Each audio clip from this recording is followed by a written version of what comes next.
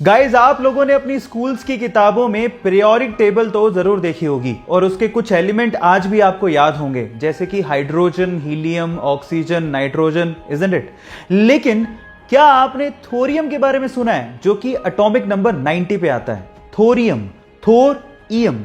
थोर से मार्वल का वो सुपर हीरो कैरेक्टर याद आता है, पर सवाल ये है कि क्या थोरियम और थोर इन दोनों में आपस में कोई रिलेशन है? जी हां, है।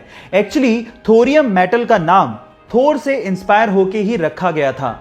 लेकिन आपकी जानकारी को थोड़ा और बढ़ा देता हूं। By the way, German mythology में थोर को द गॉड ऑफ थंडर कहा जाता है और एक्चुअली उसी से इंस्पायर्ड होके थोरियम मेटल का नाम रखा गया था। है ना ये इंटरेस्टिंग फैक्ट? क्या इसके पहले तक ये फैक्ट आप जानते थे? और अगर नहीं जानते थे तो चैट सेक्शन में लिखना मत भूलिएगा।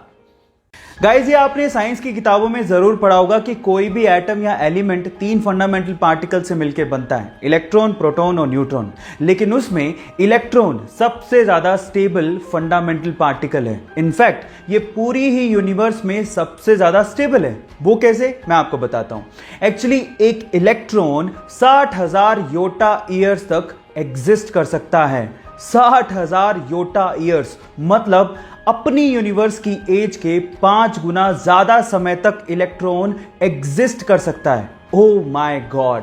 ये इंटरेस्टिंग फैक्ट जान के आपको कैसा लगा? चैट सेक्शन में लिखना मत भूलिएगा।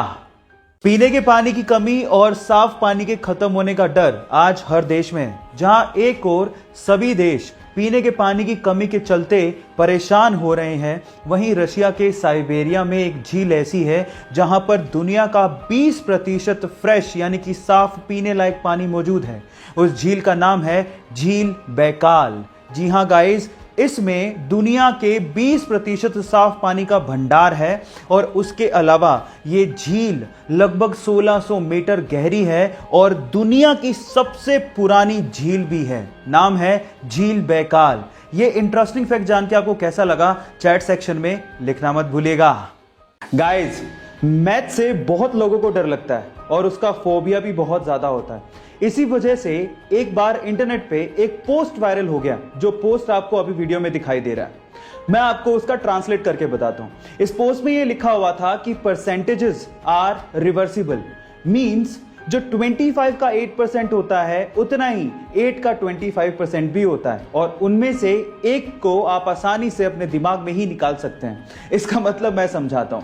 मतलब यह है कि अगर आप 25 का 8% निकालने बैठोगे तो वो उतना ही आएगा जितना 8 का 25%, और 8 का 25% निकालना बेहद आसान है। 1/4 ही तो करना है और 8 का 25% यानी कि 1/4 कितना होगा? 2।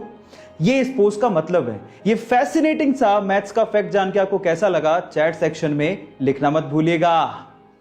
गाइस, इंडोनेशिया में चावल यानी कि राइस की खेती करने के लिए वो लोग राइस फिश टेक्निक का इस्तेमाल करते हैं। अब ये क्या है? डोंट वरी, मैं आपको बताता हूं। एक्चुअली इसमें होता कुछ यूं है कि राइस की खेती करने में फसलों के बीच में जो पानी होता है उसमें वो लोग मछलियां छोड़ देते हैं और मछलियों को वो लोग पालते भी हैं।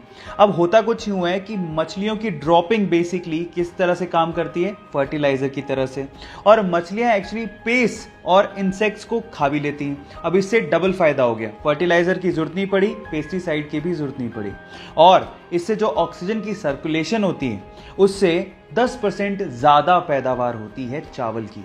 है ना ये कमाल की टेक्निक? आपको ये टेक्निक सुन के कैसा लगा? चैट सेक्शन में लिखना मत भूलिएगा।